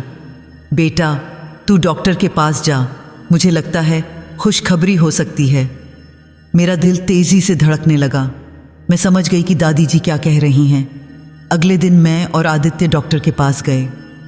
टेस्ट हुए और फिर डॉक्टर ने मुस्कुराते हुए कहा, बधाई हो, आप गर्भवती हैं, करीब 3 महीने। आदित्य खुशी से चीख पड़ा। उसने मुझे गले लगा लिया। नैना, हम माँ बाप बनने वाले हैं। मैं भी खुश थी, बहुत खुश। लेकिन मेरे दिमाग में एक छोटा सा डर भी था। 3 महीने, ठीक वही समय जब वह एक रात मेरे शरीर में थी। नहीं, यह नहीं हो सकता। यह मेरा बच्चा है, मेरा और आदित्य का। मैंने अपने मन से इस विचार को निकाल दिया। घर पहुंचकर सबको बताया। सब बहुत खुश हुए। सास जी ने पूजा की। दादी जी ने मुझे आशीर्वाद दिया। रिया ने मुझे गले लगाया। सब कुछ सामान्य लग रहा था। सब खुश थे। लेकिन उसी रात एक अजीब बात हुई। मैं सो रही थी। अचानक मेरी नींद खुल गई। ऐसा लगा जैसे किसी ने मुझे जगाया हो। मैंने चारों तरफ देखा। आदित्य मेरे बगल में सो रहा था। कमरा शांत था। लेकिन फिर मुझे अपने पेट में कुछ महसूस हुआ। एक हल्की सी हरकत, जैसे अंदर कोई हिला हो। मैंने अपना हाथ पेट पर रखा और तभी मुझे एक आवाज़ सुनाई दी, बहुत धीमी, बहुत दूर से आती हुई, लेकिन अंदर से आती हुई। धन्यवाद, अब मुझे नया जीवन मिल गया। मैं कांप गई। यह आवाज़, यह माधवी की आवाज़ थी। नहीं, मैं फुसफुसाई, यह नहीं हो सकता। लेकिन गहराई में मुझे पता था, वह रात जब माधवी मेरे शरीर में थी, जब वह आदित्य के पास थी, उस रात कुछ हुआ था। अगली सुबह मैं बहुत परेशान उठी। मैंने दादी जी को सब बताया। दादी जी का चेहरा पीला पड़ गया। ओह भगवान, ये तो मैंने सोचा भी नहीं था। दादी जी, क्या सचमुच? क्या यह बच्चा? दादी जी ने मेरा हाथ पकड़ा। बेटा, मैं नहीं जानती, लेकिन अगर वह रात, अगर माधवी तेरे शरीर में थी, तो शायद। मेरी आंखों में आंसू आ गए। नहीं दादी जी, यह मेरा बच्चा है, मेरा और आदित्य का। माधवी तो चली गई थी।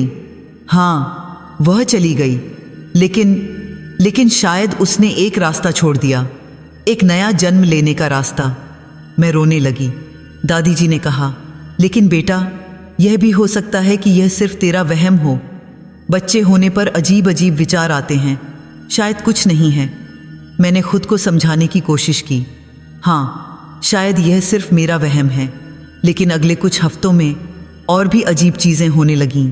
कभी कभी रात को मुझे अपने पेट में बहुत तेज़ हरकत महसूस होती, इतनी तेज़ कि दर्द होता। कभी कभी मुझे सपने आते, माधवी के सपने। वह मुस्कुरा रही होती और कहती, मैं वापस आ रही हूँ, एक नए रूप में। मैं डॉक्टर के पास गई, अल्ट्रासाउंड करवाया। डॉक्टर ने कहा, सब कुछ सामान्य है, बच्चा बिल्कुल स्वस्थ है। लड़की है। लड़की। माधवी भी लड़की थी। मेरा डर और बढ़ गया, लेकिन मैंने किसी को कुछ नहीं बताया। सब इतने खुश थे, मैं उनकी खुशी छीनना नहीं चाहती थी। महीने बीतते गए, मेरा पेट बढ़ता गया और साथ साथ वह आवाज़ भी तेज़ होती गई। कभी कभी रात को मुझे लगता कि पेट के अंदर से कोई बात कर रहा है, बहुत धीमे से, लेकिन साफ। जल्दी ही मैं बाहर आऊंगी, फिर से जीऊंगी। मैं डर से कांपने लगती। एक रात मैंने हिम्मत करके पूछा, माधवी, क्या तुम सचमुच वहां हो? जवाब आया, हाँ बहन, तूने मुझे एक रात दी थी। उस एक रात में मैंने अपना भविष्य बना लिया। लेकिन तुमने वादा किया था, तुमने कहा था तुम चली जाओगी, और मैं चली भी गई। लेकिन अब मैं वापस आ रही हूं, एक नए जीवन के रूप में, तेरी बेटी के रूप में। मैं चीखना चाहती थी लेकिन रुक गई। आदित्य जाग जाएगा। यह मेरी बेटी है, तुम नहीं। तेरी बेटी, मेरी आत्मा। हम दोनों एक होंगे। मैं रोने लगी, चुपचाप, आवाज निकाले बिना। क्या सचमुच माधवी नैना की बेटी के रूप में जन्म लेने वाली है, या फिर यह सब नैना का वहम है?